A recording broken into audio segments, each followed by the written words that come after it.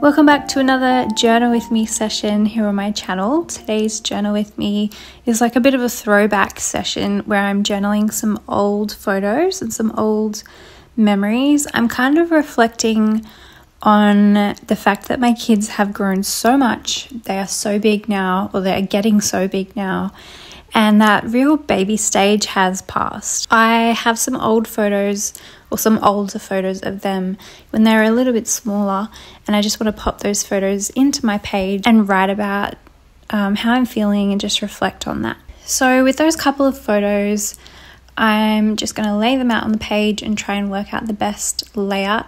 I'm also using lots of scraps of paper and a cute little love note from my daughter. And then I also use these vintage magazines. They're like baby magazines. And I cut out some individual letters to write throwback. So I'm kind of just like gathering up all the elements for the page and then working out how to lay them on the spread so that it looks nice and so I can have some fun with it. I decided to cut one of these larger photos in a way where I'm cutting around the kids so that you have like an irregular shaped photo. I feel like this is a bit of an older technique. This is something I used to do in my scrapbooks when I was a kid, and I've been seeing people do this again recently. This is a bit of a throwback page, so I wanted it to feel nostalgic, and this was kind of a nostalgic technique to do. I'm laying the title, which is throwback, on top of some vintage wallpaper. I have like a little vintage wallpaper pad that I got on Etsy a long time ago. And then again, just working in my scraps and photos onto the page. And I did have a photo here, which I didn't think ahead of time, a photo of my boys without their shirts on. And I wanted to like censor that a little bit just to protect them, which is why there's some weird editing in this video, just to hide that until I get some stickers over the top of their chests there. And just playing around with different ideas. So one of the photos is laid on top of like a photo mat or like a piece of paper with flowers in the background just to give it a frame. And then two of the photos I cut out in a way where I'm just cutting all the way around the kids in the photo so they're irregularly shaped. And then I have a full-sized 4x6 photo as well. And I'm just like layering up the papers and the scraps over the page to fill in the page. So scraps of paper, the wallpaper piece, and I'm using the note from my daughter as a background piece as well. And I get so many cute notes from them that I tried not to feel bad about using just a piece of this note and gluing it down in the background instead of keeping it whole the way that it was. I had to remind myself that I'm lucky enough to get these beautiful notes like every single day, and it's okay to use them in different ways and find ways to keep them because there's just so many. So I think it's okay to actually use that as a piece of background paper. I'm using my wet glue to glue some things down and then my glue stick for other things. So the heavier things need the wet glue, so it's just a wet PVA glue. I had run out of double-sided tape, which is my usual go-to, but if I don't have any double-sided tape, I'll just use that wet glue and it works all the same. I'm using a bit of this pretty floral washi tape to help stick down the photo that's on top of the floral paper, just so it's not kind of flapping up and down there on the page. I did attach that photo with a staple in the corner, and I glued down the paper behind it, but not the photo, if that makes sense. So the washi tape was just like an extra reinforcement. And then again, I'm using wet glue to stick down these letters. I did try and use my glue stick, but it didn't really want to stick properly to that wallpaper. So I used that wet glue again to stick those letters down, and then a couple of strips of washi tape along the bottom of the page also.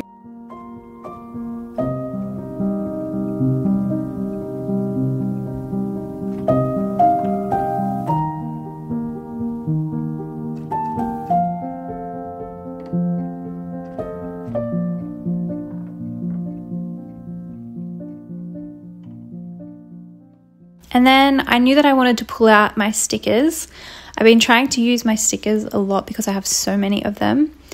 And I was looking through this little sticker book and pulling out lots of pretty little bow stickers and sticking them around the page. And a couple of other random stickers as well, like little hearts and stars and labels. And I think that this just helps to blend all of your elements together. So if you have like a collaged background and you have lots of photos, and if you have photos that are cut in irregular shapes like I have on this page as well.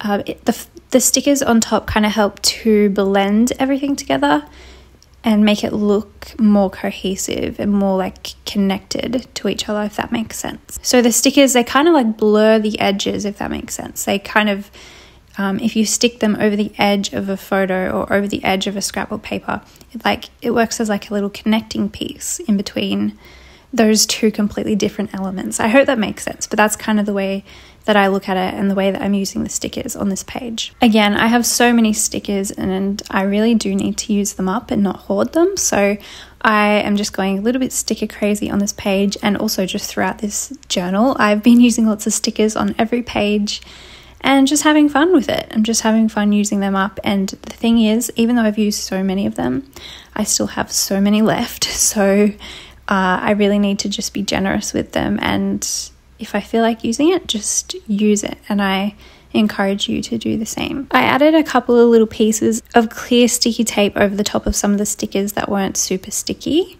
just to help make sure they were stuck down well.